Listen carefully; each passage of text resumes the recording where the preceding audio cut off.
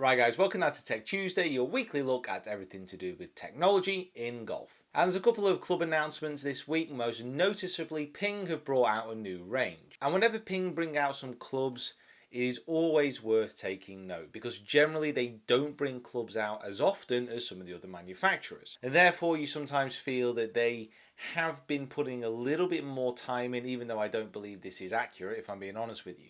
But it feels like they've put a little bit more time into developing something truly new. And when you look at these clubs, there is differences between the G400 and the G.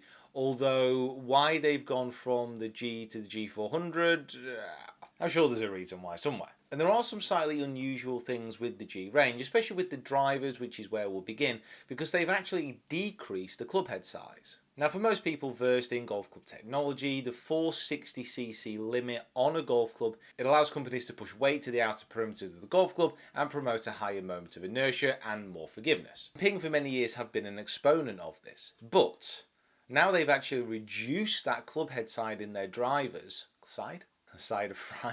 size in their drivers, and claim that it is more forgiving. So the new G400 drivers, which have a similar makeup to the G drivers, so they've got an LS Tech, a normal version, and then an SF Tech, are down to 445cc. Now 15 cubic centimeters may not seem like a lot, but what it allows the club head to do is travel faster through the air. And you'll notice by a lot of the club manufacturers what they've been doing is attempting to reduce the amount of drag that a club head has through the air. Because of the limits which have been imposed by the R&A, by the USGA, there's only so hot that a face can go.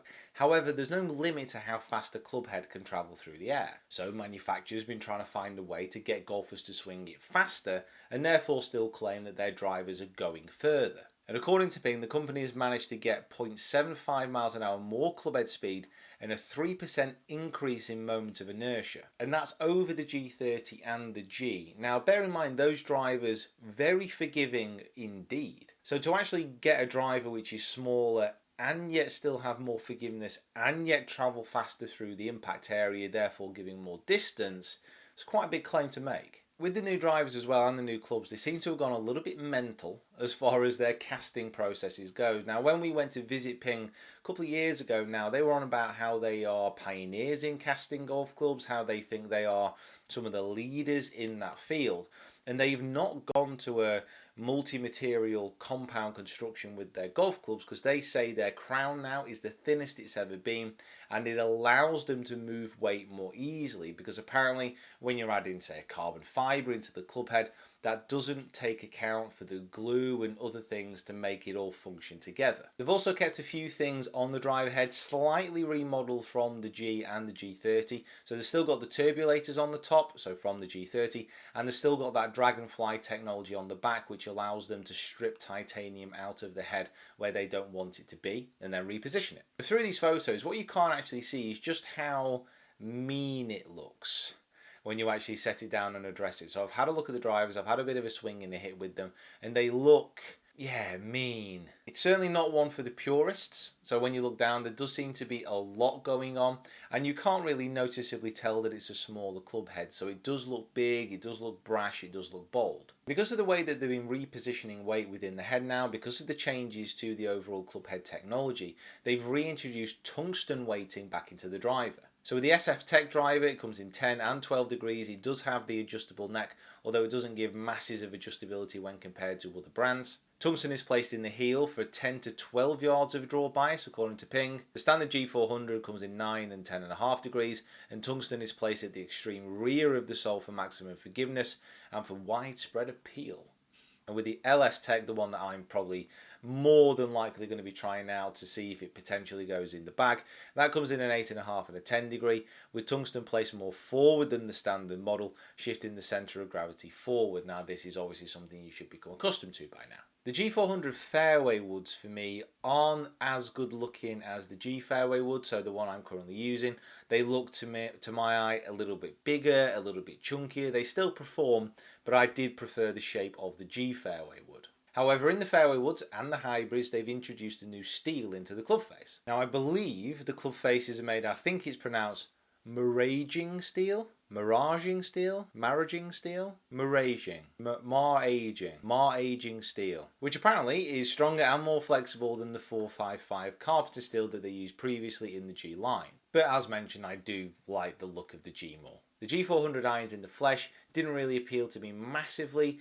When you look down on them at address, they do look nice, they do look compact, but the overall finish of the irons, I didn't think looked that great. It looked a little bit cheap. And I don't like saying that because I like Ping. I like it as a company and I like the products that they bring out. But those G400 irons, even though they perform, and there's absolutely no doubt about that, I didn't quite like the way that they were finished. With these irons compared to the G, there's a higher launch on these irons, and they say it's designed to make golf more fun, which on the face of it is great. Who doesn't want to make golf more fun? But these are claims that every company is going to make. You know, it's higher launching, it goes faster, it goes further, it's easy to hit, and all the rest of it. But with a Ping iron, what do you know? I mean, what you really know at the base of it. No matter how you think about the looks, what you think about the technology that goes into it, you know that if you buy a set of Ping irons, that you can use them really quite happily over 10 to 15 years. And even if you start hitting off car parks with them, they're still going to be in really good nick. That's one of the reasons why I like Ping so much, is the clubs they make are solid. And there are a number of reviews already online. I know Rick's done quite an extensive review of these products, so hop over to his channel and check them out if you want to have a look. Now, to go from the Ping irons to an iron which look... Some high-res images of the Mizuno MP-18 have started to be circulated. And even though it's in shadow, even though there is darkness with just a splash of light, they do look really, really, really nice. But that's what you expect. It's a Mizuno bladed iron.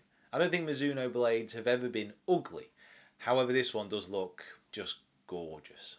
In other news, Odyssey have made the Too Long Garage available for people to go design their own putters. Now, I designed my own putter, and what did it come out as? So I went on, designed my own putter, and it came to a price of $614.99, which will take between 3 to 4 weeks to get to me. It's just a cool website where you can go on, design your own tool-on putter, and try and make it customizable for yourself. The website itself is okay. It's a little bit slow in parts, and it's slightly confusing because some of the options don't give you the options that they offer. That doesn't make sense. So it's not like you can go in there and handcraft the putter. There are some limits to what you can do. However, it's nice, pop over, see what you can do, see if you can make a better putt than mine. I personally don't think you can. And last but not least, just a little bit of news, but this is just a way to segue into something I want you guys to do. Carly Booth has started playing Volvic ball, so she joins Bubba Watson in that stable of players. However, Carly, who's a good friend of ours, managed to qualify for the US Ladies Open, so make sure you hop over to her social media, which is linked in here, and let her know that you're supporting her. What can you say? So make sure you hop onto Twitter and tweet her, say Carly Booth's Barmy Army. Just let her know that you're supporting her going into this week. Let's give her a push. Let's support her. Let's hope she has a great week. She deserves it. She's been working super hard and ripping it at the moment. Right, guys, thank you so much for watching. As always, please hop down into the comments below. Let us know what you think about these clubs, about these releases. Is it something you're going to be interested in? Hopefully you enjoyed this Tech Tuesday. Like the video, share it around.